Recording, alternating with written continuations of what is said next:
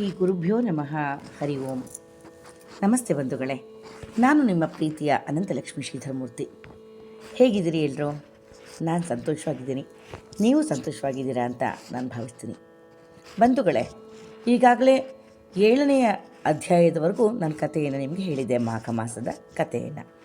ಈಗ 8ನೇ ಅಧ್ಯಾಯವನ್ನು ಇವತ್ತು ನಾನು ನಿಮಗೆ ಹೇಳ್ತಾ ಇದ್ದೀನಿ. ಪ್ರತಿ ಅಧ್ಯಾಯಕ್ಕೆ ಮುಂಚೆ ಒಂದು ಮಂತ್ರವನ್ನು 108 ಬಾರಿ ಜಪಿಸಬೇಕು. ಆನಂತರ ಪಾರಾಯಣವನ್ನು ಶುರು ಮಾಡಬೇಕು ಅಂತ ಹೇಳಿದ್ನಲ್ವಾ. ಆ ಮಂತ್ರ ಹೇಗಿದೆ: 8ನೇ ಅಧ್ಯಾಯ ಓದೋದಕ್ಕೆ ಮುಂಚೆ ಓಂ ನಮಃ ಶಿವಾಯ, ಓಂ ನಮಃ ಶಿವಾಯ ಈ ಮಂತ್ರವನ್ನು 108 ಬಾರಿ ನೀವು ಜಪಿಸಿ ಆ ನಂತರ ಕಥೆಯನ್ನು ಪ್ರಾರಂಭ ಮಾಡಬೇಕು. ಓಕೆನಾ? ಈಗ ನಾನು 8ನೇ ಅಧ್ಯಾಯವನ್ನು ಆ ಕಥೆಯನ್ನು ನಿಮ್ಗೆ ನಾನು ಹೇಳ್ತೀನಿ. 7ನೇ ಅಧ್ಯಾಯದವರೆಗೆ ಏನಾಗಿತ್ತು? ಆ 3 ಜನ ಕನ್ಯೆಯರನ್ನು ಬದುಕಿಸ್ಕೊಡಪ್ಪ ಅಂತ ಯಮಧರ್ಮರಾಜನ ಕೇಳ್ದ ಅಲ್ವಾ. ಅವನ ಆ ಕೋರಿಕೆಯನ್ನು ಮನ್ನಿಸಿ ಯಮಧರ್ಮರಾಜ ತಥಾಸ್ತು ಅಂತ ಹೇಳ್ದ. ಆಗ ಆ 3 ಕನ್ಯೆಯರು ಬದುಕಿ ಬರ್ತಾರೆ. ಬದುಕಿ ಬಂದವರು ಅವ್ರವ್ರ ಮನೆಗೆ ಅವ್ರು ಹೋಗ್ತಾರೆ. ಅವ್ರವ್ರ ಮನೆಗೆ ಹೋಗಿ ಅಲ್ಲಿ ಯಮಲೋಕವನ್ನು ನಾನು ನೋಡ್ಕೊಂಬಂದ್ವಿ, ಹೇಗಿದೆ ಯಮಲೋಕ ಅಂತ ತಂದೆ ತಾಯಿಗಳಿಗೆ ವರ್ಣನೆಯನ್ನು ಮಾಡ್ತಾರೆ. ಯಮಲೋಕದ ವರ್ಣನೆಯನ್ನು, ಆ ಯಮಲೋಕದ ವರ್ಣನೆಯನ್ನು ಈ 8ನೇ ಅಧ್ಯಾಯದಲ್ಲಿ ಹೇಳಿದ್ದಾರೆ. ಅಲ್ಲಿ ಹೇಳ್ತಾಳೆ, ಆ 3 ಜನ ಮಕ್ಕಳು ಅವ್ರವ್ರ ತಂದೆ ತಾಯಿಯರಿಗೆ ಹೇಳ್ತಾರೆ, ಅಮ್ಮ ಬೇಡಮ್ಮ, ಅದ್ರ ಅವಸ್ಥೆ, ಯಮಲೋಕವನ್ನು ನೋಡ್ಕೊಂಬಂದಿದ್ದೀವಿ, ಎಂತೆಂಥ ಜನ ಇದ್ದಾರೆ, ಎಂತೆಂಥ ಶಿಕ್ಷೆಗಳನ್ನು ಅಲ್ಲಿ ಅನುಭವಿಸ್ತಾ ಇದ್ದಾರೆ ಜನ, ಅದನ್ನು ನೋಡೋದಕ್ಕೆ ಅಪ್ಪ ತುಂಬ ಭಯಂಕರವಾಗಿರುತ್ತಮ್ಮ ಅಂತ ಹೇಳಿ ಅವ್ರು ಹೇಳ್ತಾರೆ. ಕೆಲವ್ರನ್ನ ಕೆಂಪು ಕಾಯ್ತಿರೋ ಕಂಬ ಇರುತ್ತಲ್ಲ, ಆ ಕಂಬನ ಅಪ್ಕೋ ಅಂತ ಹೇಳ್ತಾರಂತೆ ಕೆಲವ್ರಿಗೆ. ಹಾಗೆ ಇನ್ನು ಕೆಲವ್ರನ್ನ ಮಳಮಳನೆ ಕಾಯ್ತಾ ಇರ್ತಾರೆ, ಚೆನ್ನಾಗಿ ಕೊತ ಅಂತ ಕುದ್ದಿರೋ ಎಣ್ಣೆಯಲ್ಲಿ ನೂಕ್ಬಿಡ್ತಾರಂತೆ ಕೆಲವ್ರನ್ನ. ಮತ್ತು ಇನ್ನು ಕೆಲವ್ರನ್ನ ವಿಷಸರ್ಪಗಳಿರುವಂಥ ಎಣ್ಣೆ ತೊಟ್ಟಿಗಳಲ್ಲಿ ಮುಳುಗಿಸ್ಬಿಡ್ತಾರಂತೆ. ಮತ್ತು ಕೆಲವು ಪಾಪಿಗಳನ್ನ ತಲೆ ಕೆಳಕಾಗಿ ಮಾಡಿಬಿಟ್ಟು ನೇತು ಹಾಕ್ಬಿಡ್ತಾರಂತೆ. ಅದ್ರ ಕೆಳಗಡೆ ಅವ್ರ ಕೆಳಗಡೆ ಉರಿತಾ ಇರೋ ಬೆಂಕಿನ ಹತ್ತಿ ಇದು ಮಾಡಿಬಿಡ್ತಂತೆ. ನೆನೆಸ್ಕೊಂಡ್ರೆ ಭಯ ಆಗುತ್ತೆ ಅಲ್ವಾ ಬಂಧುಗಳೇ? ನೋಡಿ ಎಂಥ ಶಿಕ್ಷೆ, ಒಬ್ಬೊಬ್ಬ ಅದನ್ನು ನೆನೆಸ್ಕೊಂಡ್ರೆ ಮೈಯಲ್ಲೇ ಜುಮ್ಮನಂತೆ. ಅಂದರೆ ಈ ಶಿಕ್ಷೆ ಹೇಗಿರುತ್ತೆ? ನಾವು ಮಾಡಿರೋ ಪಾಪಕ್ಕೆ ಅನುಸಾರವಾಗಿ ಅಲ್ಲಿ ಶಿಕ್ಷೆ ನಮಗೆ ಸಿಗತ್ತೆ. ನಾವು ಒಳ್ಳೇದು ಮಾಡಿದ್ರೆ ಒಳ್ಳೆಯದು. ಇವತ್ತು ನಾವು ಬೇವಿನ ಮರ ನೆಟ್ಬಿಟ್ಟು ನಮಗೆ ಮಾವಿನ ಹಣ್ಣು ಸಿಗಬೇಕು ಅಂದರೆ ಸಾಧ್ಯನಾ? ಆ ಬೇವಿನ ಬೀಜನೇ ಸಿಗೋದು, ಬೇವಿನ ಹಣ್ಣೇ ಸಿಗೋದು. ಅದೇ ಮಾವಿನ ಬೀಜವನ್ನು ನೆಟ್ಟರೆ ಮಾವಿನ ಫಲ ಸಿಗುತ್ತೆ. ಅದೇ ರೀತಿ ನಾವು ಒಳ್ಳೇದು ಮಾಡಿದಾಗ ಒಳ್ಳೆಯ ಫಲ ನಮಗೆ ಸಿಗುತ್ತೆ. ಹಾಗೆ ನಾವು ಕೆಟ್ಟದ್ದನ್ನು ಮಾಡಿದ್ರೆ ನಮಗೆ ಫಲ ಸಿಗೋದು ಕೆಟ್ಟ ಫಲನೇ. ಹಾಗಾಗಿ ಇಲ್ಲಿ ಈ ವರ್ಣನೆಯನ್ನು ಮಾಡ್ತಾ ಹೋಗ್ತಾರೆ. ಕೆಲವರನ್ನು ಕಾಯಿಸಿರೋ ಕಬ್ಬಿಣದ ತಗೊಂಡು ಬರೆ ಇಡ್ತಾ ಇರ್ತಾರೆ. ಮತ್ತು ಕೆಲವರನ್ನು ತಲೆ ಕೆಳಕಾಗಿ ಮಾಡಿ ನೂಕ್ಬಿಡ್ತಾರೆ. ದಬ ದಬ ದಬ ದಬ ಅಂತ ದೊಡ್ಡ ಕೋಲು ತೊಗೊಂಡು ಹೊಡಿತಾರೆ. ಹೀಗೆ ನಾನಾ ವಿಧವಾಗಿ ಅಲ್ಲಿ ಶಿಕ್ಷೆಗಳನ್ನು ಜನ ಅನುಭವಿಸ್ತಾ ಇದ್ರಮ್ಮ ಅಂತ ಆ ಮಕ್ಕಳು ಅವ್ರ ತಂದೆಯವ್ರ ಹತ್ರ, ಅವ್ರ ತಾಯಿ ಹತ್ರ ಹೇಳ್ಕೊಳ್ತಾ ಇರ್ತಾರೆ. ಈ ನರಕದ ವರ್ಣೆಯನ್ನು ಕೇಳಿ ಅವ್ರ ತಂದೆ ತಾಯಿಗಳಿಗೆ ತುಂಬ ಭಯ ಆಗೋಗ್ಬಿಡುತ್ತೆ. ಆವಾಗ ಆ ಕನ್ಯೆಯರು ಹೇಳ್ತಾರೆ, ನೀವು ಭಯಪಡೋ ಅಗತ್ಯ ಇಲ್ಲಮ್ಮ, ನರಕಗಳ ಈ ಬಾಧೆಗಳಿಂದ ಬಿಡುಗಡೆ ಹೊಂದೋದಕ್ಕೆ ಒಂದು ಮಾರ್ಗೋಪಾಯ ಇದೆ. ಪ್ರತಿಯೊಬ್ಬ ಮಾನವನು ಇಲ್ಲಿ ಭೂಮಿ ಮೇಲೆ ನಾವು ಸುಖ ಸಂಪತ್ತನ್ನು ಪಡ್ಕೊಂಡು ಪರಲೋಕದಲ್ಲಿ ಸದ್ಗತಿಯನ್ನು ಹೊಂದೋದಕ್ಕೆ ಒಂದು ಸುಲಭವಾದ ಉಪಾಯ ಇದೆ. ಅದು ಏನಪ್ಪ ಅದು ಸುಲಭವಾದ ಉಪಾಯ ಅಂತ ಹೇಳ್ತಾರೆ. ಏನಪ್ಪ ಅದು ಅಂದರೆ, ಪ್ರತಿಯೊಬ್ಬ ಮಾನವ ಕೂಡ, ಅಂದರೆ ಇದಕ್ಕೆ ವಯಸ್ಸಿನ ನಿರ್ಬಂಧ ಇಲ್ಲ, ಬಾಲ ವೃದ್ಧರಾಗಿ, ಅಂದರೆ ಎಷ್ಟು ವಯಸ್ಸಾದ್ರೂ ಚಿಂತೆ ಇಲ್ಲ, ಮಾಘ ಮಾಸದಲ್ಲಿ ನಿತ್ಯ ಪ್ರಾತಃ ಕಾಲದಲ್ಲಿ ಸ್ನಾನ ಮಾಡಿ, ನದಿ ಸ್ನಾನ ಮಾಡ್ಬೋದು, ಯಥಾಶಕ್ತಿ ದಾನ ಕೊಡ್ಬೋದು, ದೈವ ಪೂಜೆಯನ್ನು ಮಾಡ್ಬೋದು, ಮಂತ್ರ ಜಪವನ್ನು ಮಾಡ್ಬೋದು, ಭಗವಂತನ ಪುಣ್ಯನಾಮ ಸ್ಮರಣೆಯನ್ನು ಮಾಡ್ತಕ್ಕಂಥದ್ದು. ನಾವು ಬೇಕಾದಷ್ಟು ತಪಸ್ಸನ್ನು ಮಾಡಿದ್ರೂ ಸಿಗದಲೇ ಇರುವಂಥ ಫಲ ಈ ಮಾಘ ಮಾಸದ ಒಂದು ಸ್ನಾನದಿಂದ, ಧ್ಯಾನದಿಂದ, ದಾನದಿಂದ, ಪೂಜೆಯಿಂದ ನಮಗೆ ಸಿಗುತ್ತೆ ಅಂದಾಗ ನಾವು ಯಾಕೆ ಮಾಡಬಾರ್ದು ಇದನ್ನು? ಈ ಬಗ್ಗೆ ಯೋಚನೆ ಮಾಡಬೇಕಾಗಿದೆ ಎಲ್ಲರೂ. ಮತ್ತು ಅವಳು ಹೇಳ್ತಾ ಹೋಗ್ತಾಳೆ, ಅಮ್ಮ ನಾವು ತಿಳಿದೇನೋ ಏನೇನೋ ತಪ್ಪು ಮಾಡಿಬಿಟ್ಟಿರ್ತೀವಿ. ಆ ತಪ್ಪುಗಳಿಗೆ ನಾವು ಪ್ರಾಯಶ್ಚಿತ್ತ ಮಾಡ್ಕೋಬೇಕು ಅಂದರೆ ಆ ತಪ್ಪುಗಳನ್ನ ಸುಟ್ಟು ಹಾಕಬೇಕು ಅಂದರೆ, ಆ ತಪ್ಪುಗಳಿಗೆ ಆಗಿರುವಂಥ ಪಾಪವನ್ನು ಪರಿಹಾರ ಮಾಡಿಕೊಳ್ಬೇಕು ಅಂತಂದರೆ ನಾವು ಈ ಮಾಘ ಸ್ನಾನವನ್ನು ಮಾಡಬೇಕು. ಈ ಆಚರಣೆಯನ್ನು ಮಾಡಿದಾಗ, ಮಾಘ ಸ್ನಾನ ಮಾಡಿ ಮಾಘ ಮಾಸದಲ್ಲಿ ಕೊಡುವಂಥ ದಾನಗಳು, ಈ ಎಲ್ಲ ಆಚರಣೆಗಳನ್ನ ನಾವು ಮಾಡಿದಾಗ ಇದರ ಪ್ರಭಾವದಿಂದ ಖಂಡಿತವಾಗಿ ನಮಗೆ ಸ್ವರ್ಗಲೋಕ ಪ್ರಾಪ್ತಿಯಾಗುತ್ತೆ. ಇದರಲ್ಲಿ ಮಾಘ ಸ್ನಾನದ ಪುಣ್ಯ ವಿಶೇಷವಾಗಿದೆ. ಇಲ್ಲಿ ಚಳಿ, ಮಾಘ ಮಾಸ ಅಂದರೆ ಚಳಿ ಇರುತ್ತಲ್ವ, ಆ ಚಳಿಯನ್ನು ಕಡೆಗಣಿಸಿ ಯಾರು ಸೂರ್ಯೋದಯಕ್ಕೆ ಮುಂಚೆ, ನಾನು ಹೇಳಿದ್ನಲ್ಲ ಆವಾಗಲೇ, ಬೆಳಗ್ಗೆ 4 ಗಂಟೆಯಿಂದ 6 ಗಂಟೆ ಒಳಗಡೆ ಸೂರ್ಯೋದಯ ಆಗಬೇಕು ಅಂದರೆ 6:30, 6:30, 6:15 ಆಗುತ್ತೆ. ಅಷ್ಟೊತ್ತಿಗೆ ನಾವು ಸ್ನಾನ ಮಾಡಿ ಭಗವಂತನ ನಾಮಸ್ಮರಣೆಯಲ್ಲಿ, ಭಗವಂತನ ಪೂಜೆಯಲ್ಲಿ ತಲೆಯಿಂದ ಆಗಿಬಿಟ್ಟಿದ್ದಾಗ ಅಲ್ಲಿಗೆ ನಮಗೆ ಸೂರ್ಯೋದಯ ಆಮೇಲೆ ಆಗಿರುತ್ತಲ್ವ.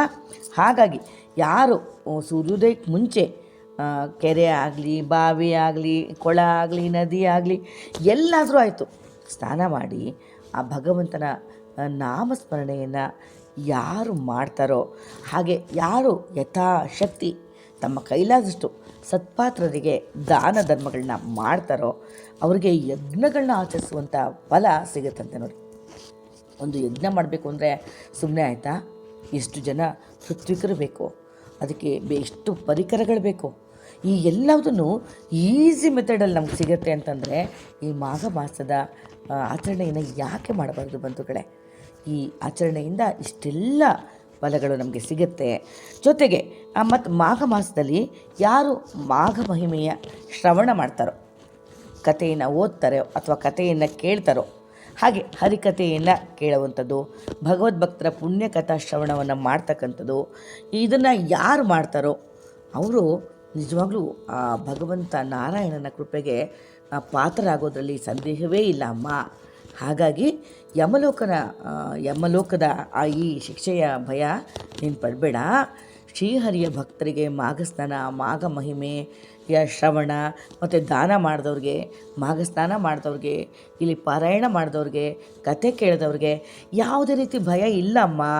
ಈ ಯಮಲೋಕದಲ್ಲಿ ಸಿಗುವಂಥ ಘೋರವಾದ ಈ ಶಿಕ್ಷೆಗಳಿಂದ ತಪ್ಪಿಸ್ಕೊಳ್ಳೋಕ್ಕೆ ಇದಕ್ಕಿಂತ ಸುಲಭವಾದ ಮಾರ್ಗ ಬೇರೆ ಒಂದಿಲ್ಲ ಅಮ್ಮ.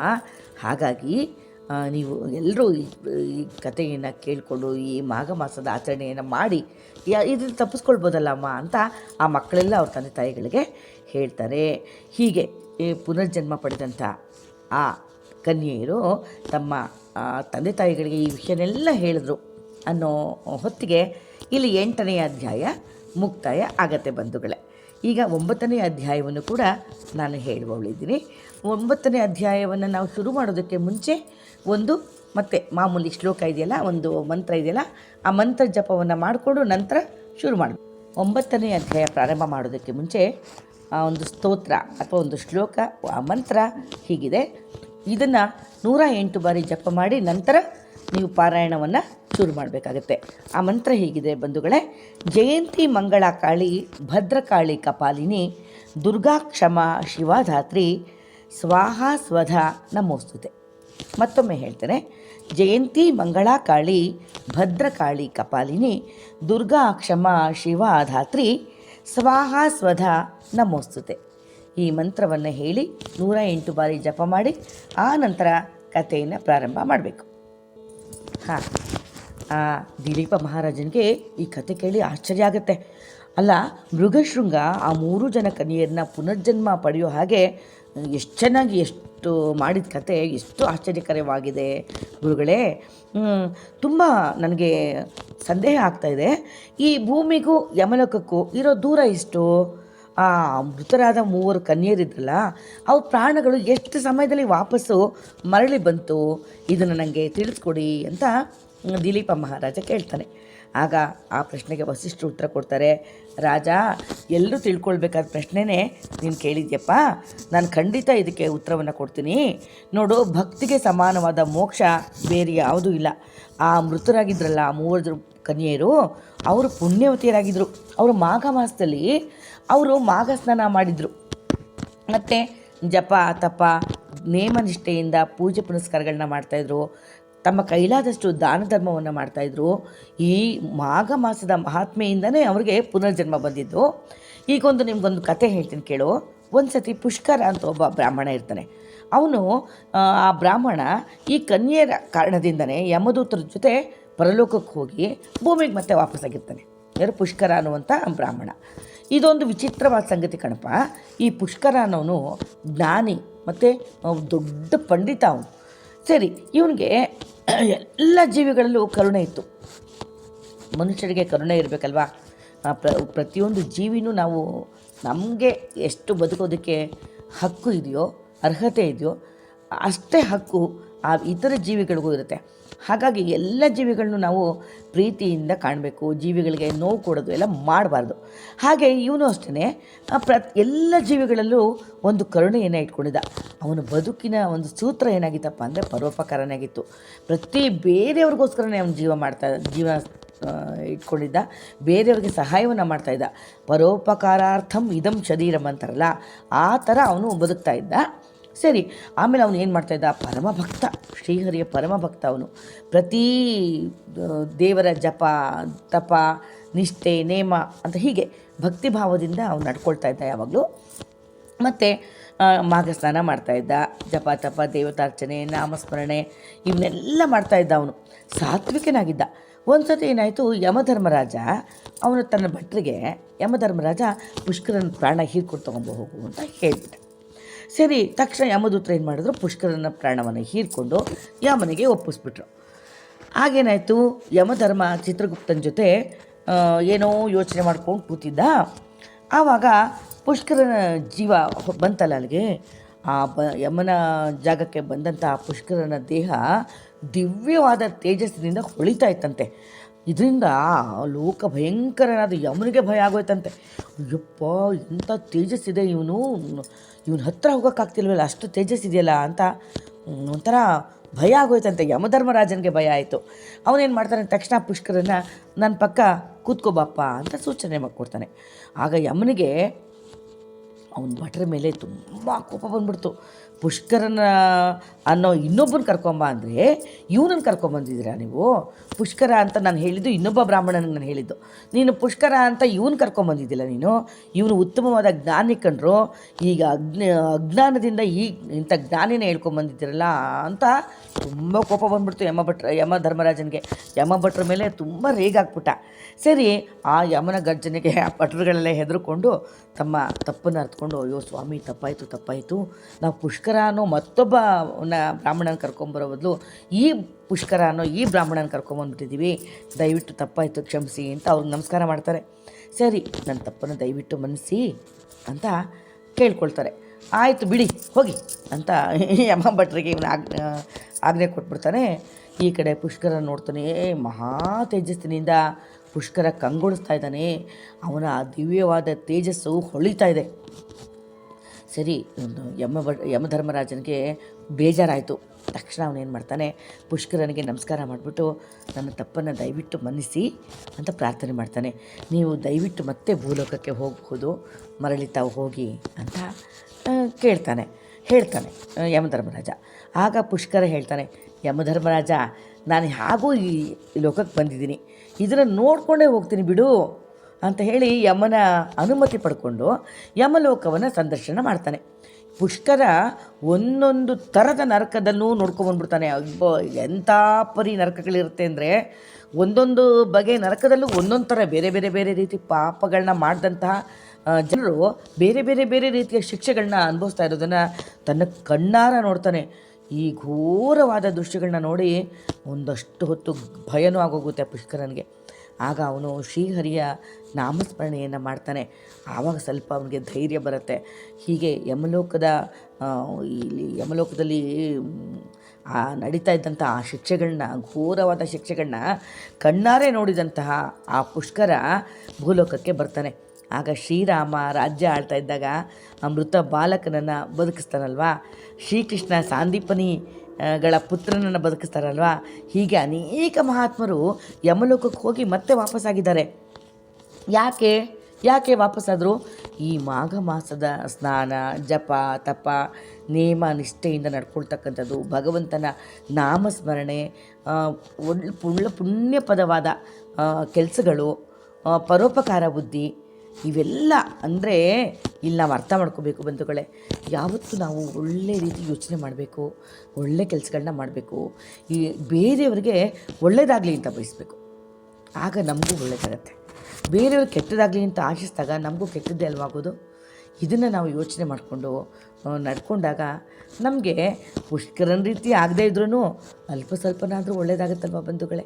ಇದರ ಯೋಚನೆಯನ್ನು ನಾವು ಮಾಡಬೇಕು. ಏನೋ ಮಾಘ ಮಾಸ ಸ್ನಾನ, ಅಯ್ಯೋ ಏನೋ ಬಿಡು ಅಂತ ಹೋಗೋದು, ಮೂಗ್ಬಿಟ್ಟಕ್ಕೆ ಎದ್ದು ಬರೋದು ಅಲ್ಲ. ಪ್ರತಿಯೊಂದನ್ನು ಭಕ್ತಿಯಿಂದ, ಶ್ರದ್ಧೆಯಿಂದ, ಗೌರವದಿಂದ, ಭಕ್ತಿ ಭಾವದಿಂದ ನಾವು ಮಾಡಬೇಕು. ಅಂದರೆ ಮಾಡುವಂಥ ನಾವು ಪ್ರತಿಯೊಂದು ಕೆಲಸನೂ ಕೃಷ್ಣಾರ್ಪಣಮಸ್ತು ಅಂತ ಹೇಳಿ ಮಾಡಬೇಕು. ಆ ಕೃಷ್ಣನಿಗೆ ಅರ್ಪಿಸ್ತಾ ಇದ್ದೀವಿ ಅಂತಂದಾಗ ನಾವು ತಪ್ಪು ಮಾಡೋದಕ್ಕೆ ಸಾಧ್ಯವಾಗುತ್ತಾ ಬಂಧುಗಳೇ? ಇಲ್ಲ ಅಲ್ವಾ? ಹಾಗಾಗಿ ಆ ಭಗವಂತನ ನಾಮಸ್ಮರಣೆಯನ್ನು ಯಾವಾಗಲೂ ಮಾಡ್ತಾ ಇದ್ದಾಗ ನಮಗೆ ಒಳ್ಳೆಯದೇ ಆಗುತ್ತೆ ಅಂತ ಹೇಳೋ ಹೊತ್ತಿಗೆ ಈ ಅಧ್ಯಾಯ ಮುಕ್ತಾಯವಾಗುತ್ತೆ. ಇಲ್ಲಿಗೆ 9ನೇ ಅಧ್ಯಾಯ ಮುಕ್ತಾಯವಾಗುತ್ತೆ. ಇನ್ನು 10ನೇ ಅಧ್ಯಾಯವನ್ನು ನಾನು ನಿಮಗೆ ಮತ್ತೆ ಹೇಳೊಳಿದ್ದೀನಿ.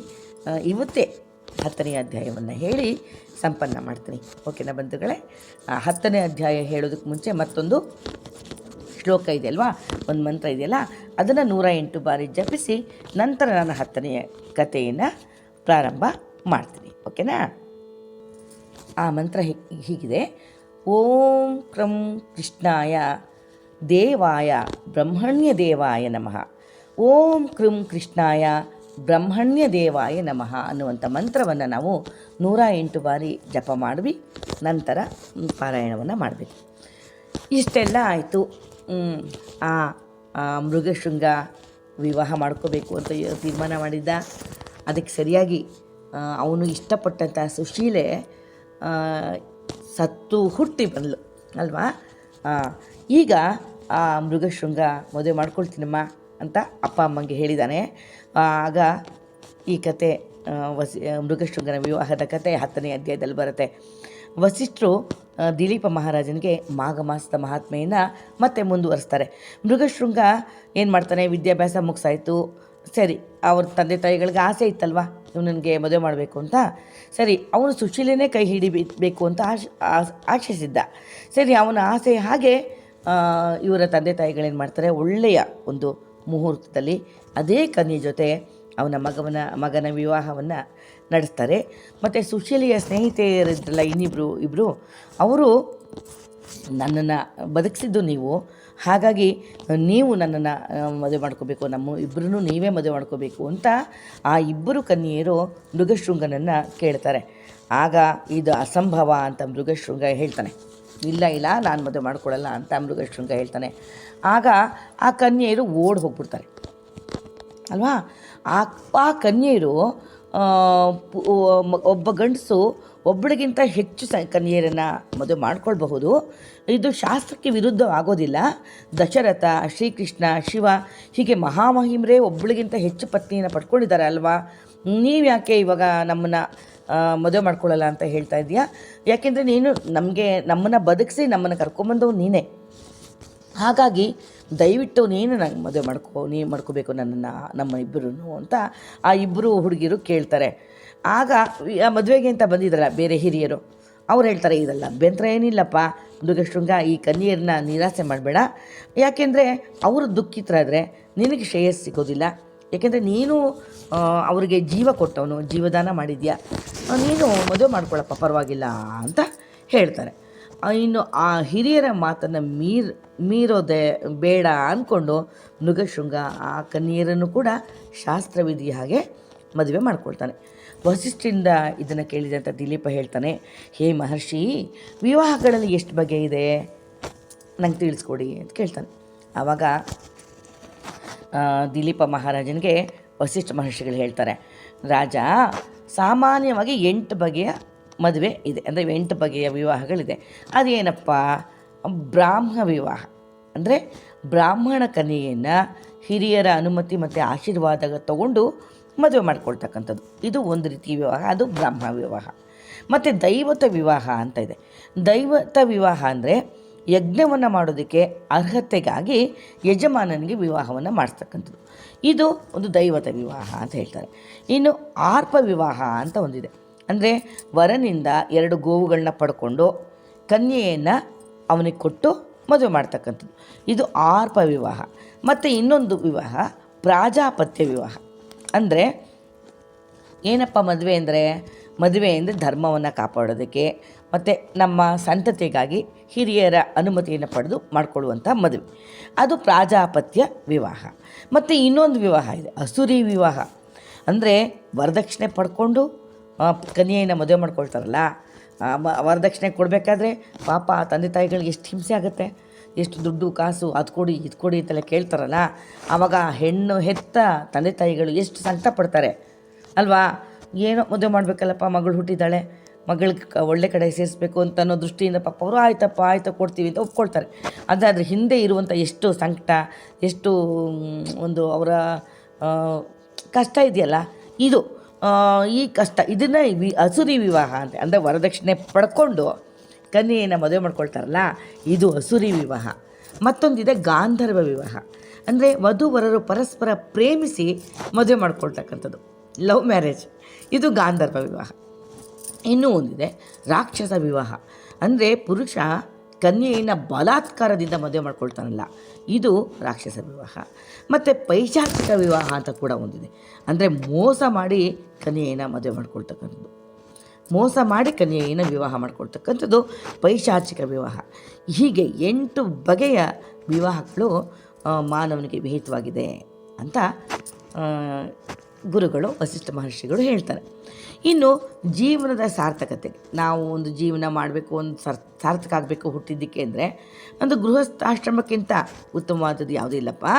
ಇದರಿಂದ ಇಹಪರ ಸಾಧನೆಗಳು ಕೂಡ ನಮಗೆ ದೊರಕತ್ತೆ.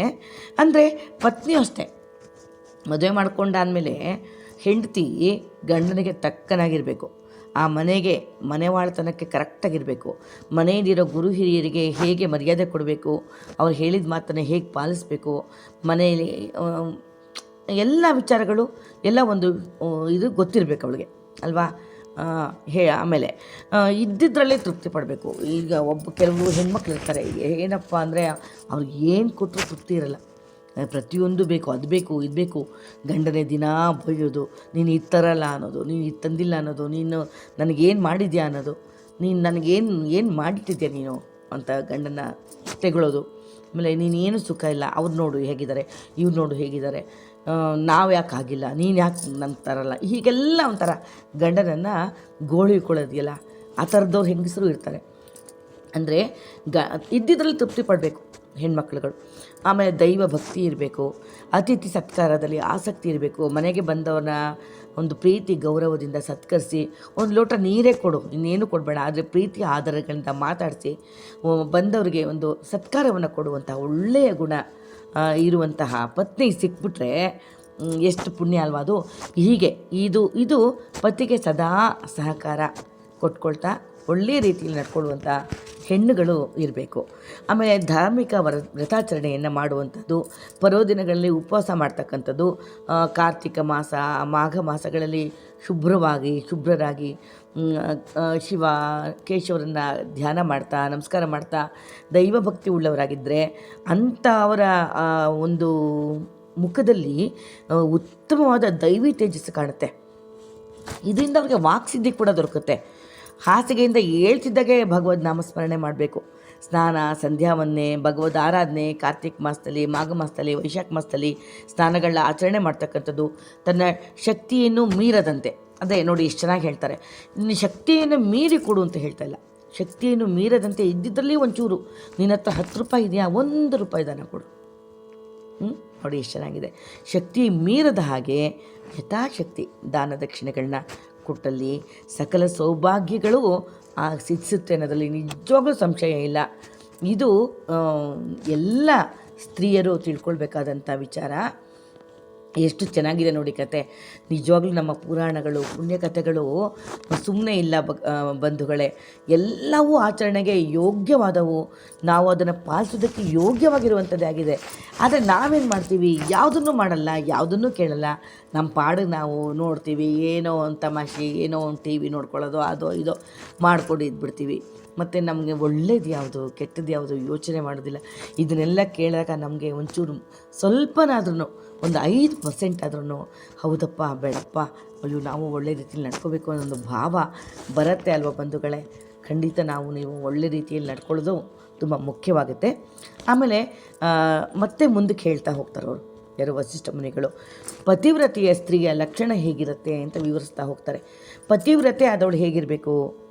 ಈಗ ಪುರುಷನಾದವನು ಚತುರ್ವಿಧ ಪುರುಷಾರ್ಥಗಳಾದ ಧರ್ಮ, ಅರ್ಥ, ಕಾಮ, ಮೋಕ್ಷ ಇದನ್ನು ಬಯಸ್ತಾನಲ್ವ. ಧರ್ಮ, ಅರ್ಥ, ಕಾಮ, ಮೋಕ್ಷ ಇವುಗಳನ್ನ ಬಯಸಿನೇ ನಾವು ಮದುವೆ ಮಾಡ್ಕೊಳ್ತಾನೆ ಪುರುಷ. ಅಂದರೆ ಇದಕ್ಕೆ ಸಹಕಾರಿಯಾಗಿ ಆತ ಒಳ್ಳೆ ಕನ್ಯೆಯನ್ನು, ಉತ್ತಮವಾದ ಕನ್ಯೆಯನ್ನು ಹುಡುಕ್ತಾನೆ, ಮದುವೆ ಆಗ್ತಾನೆ ಅಲ್ವಾ.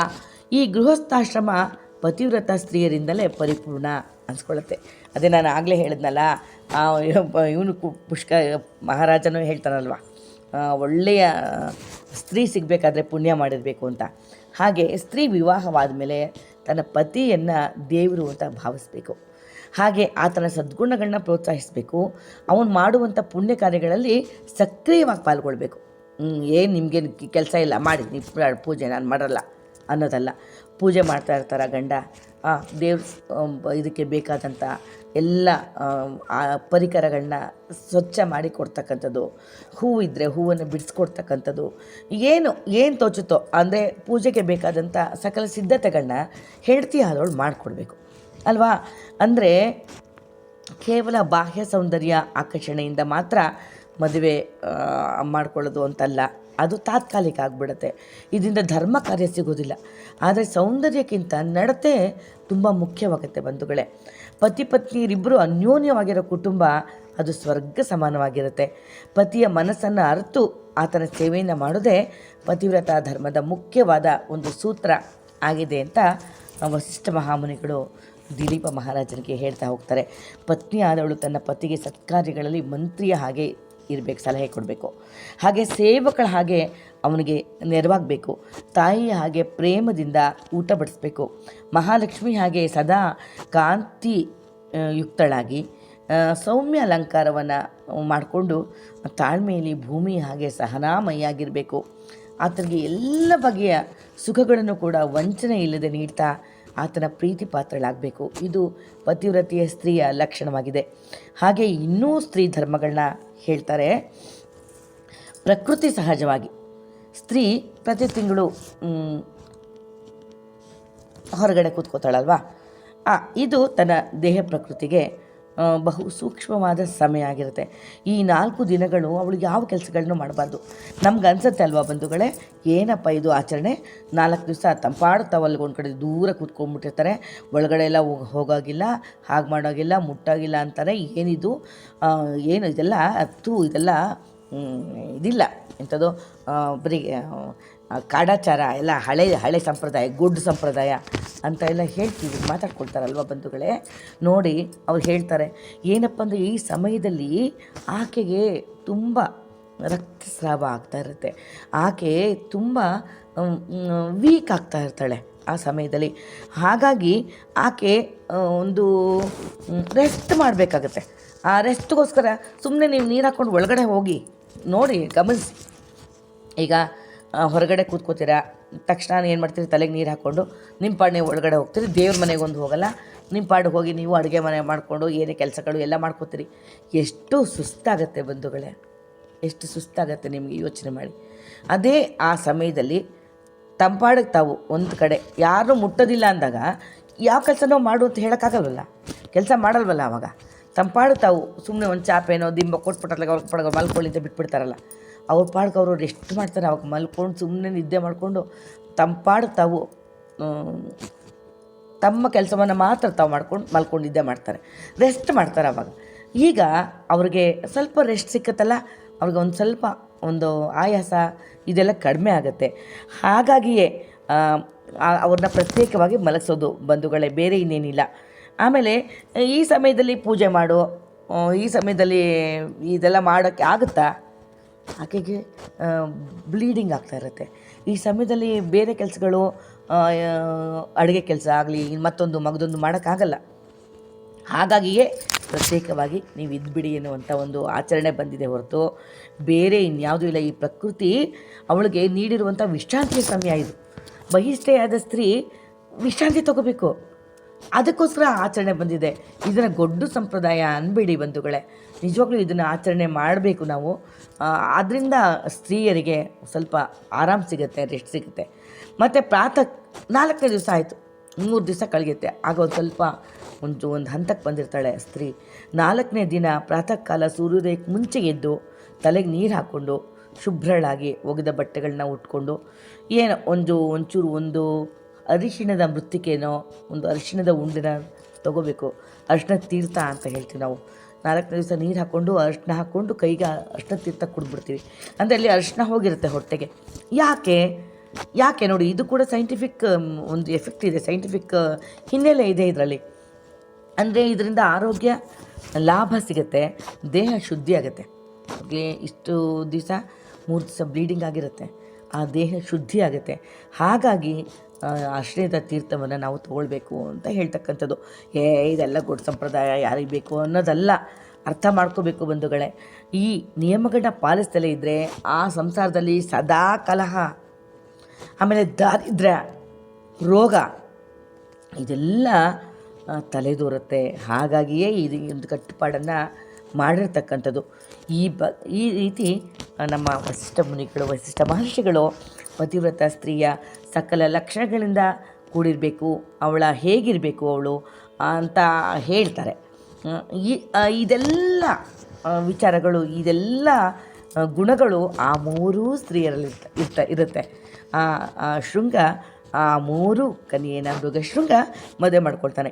ಪರಮ ಸಾಧ್ವಿಯಾದ ಸುಶೀಲೆ ಇತರ ಜೊತೆ ಅಂದರೆ ತನ್ನ ಮೂವರು ಪತ್ನಿಯರು ಆಗ್ತಾರಲ್ವ, ಅವ್ರ ಜೊತೆ ಸೋದರಿಯ ಹಾಗೆ ಇದ್ಕೊಂಡು ಪತಿಯ ಎಲ್ಲ ಕೆಲಸಗಳಲ್ಲಿ ನೆರವಾಗ್ತಾ ಇರ್ತಾಳೆ. ಹೀಗೆ ಹೇಳಿದ್ಲು ಅನ್ನೋಷ್ಟೊತ್ತಿಗೆ